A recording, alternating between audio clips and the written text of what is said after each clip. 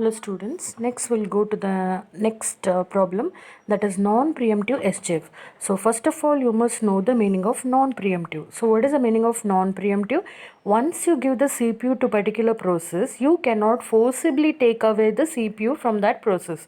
The process has to completely finish its task, only then the CPU can be given to another process. Okay, then what is SGF? SGF is nothing but whichever process is having the smallest burst time, that process will be executed first.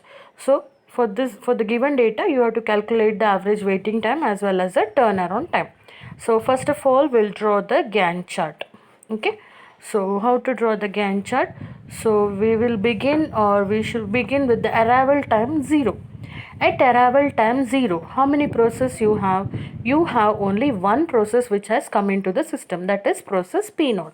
So you don't have any other option. You are giving the CPU to process P0. Okay, and since this is non-preemptive, so since it is non-preemptive, what you're doing, you are allowing P0 to complete. That is, to complete how many milliseconds it requires? 6 milliseconds. Okay, whereas in the previous video, that is in your preemptive SGF, in that what did we do? We checked at 1 millisecond. We checked whether there are any other process whose burst time is less than the current one. Again you checked at 2, again you checked at 3. So that is preemptive. But whereas in non-preemptive, once you give the CPU to a particular process, then you cannot stop in between. Okay, that is preemptive. So now P1 is complete. P0 is completed. So you are at time 6. At time 6 millisecond, what has happened? All the process has come in, because the last process comes in at 3 millisecond. So you have crossed that 3 milliseconds and you have come to 6 millisecond. So you have all the processes, sort of that this is completed. Now you have these three processes. Out of these three processes, you have to see which process is having the smallest burst time. That is process P2, which is having burst time of 1. So you're giving the control of CPU to process P2. Okay, so it takes 1 millisecond to complete. For the 6 you're adding 1, so it will go up to 7. So this is done. Now you have process P1 and process P3. Out of this, which is having the smallest burst time?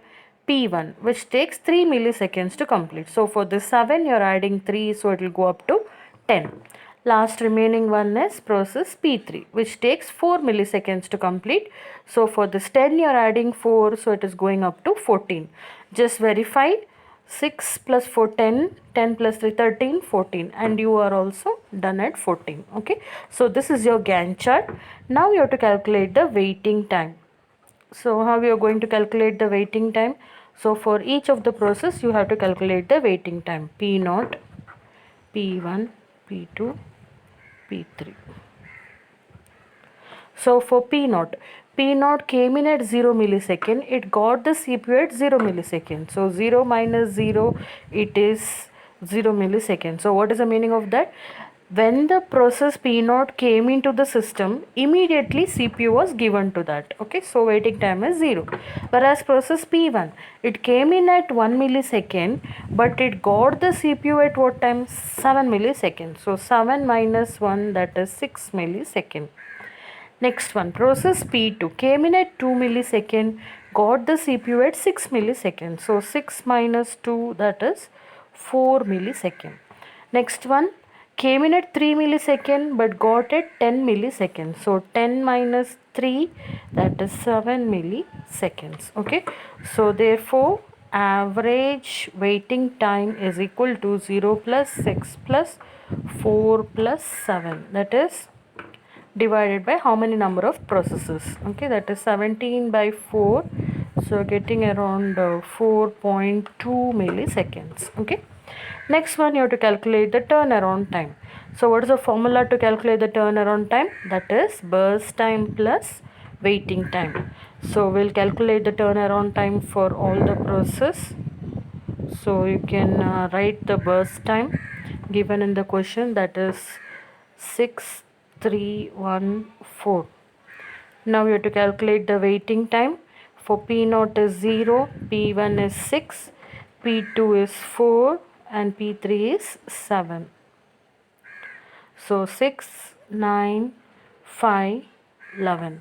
So average turnaround time is equal to 6 plus 9 plus 5 plus 11 divided by 4, that is equal to 31 by 4, that's around 7.7 milliseconds.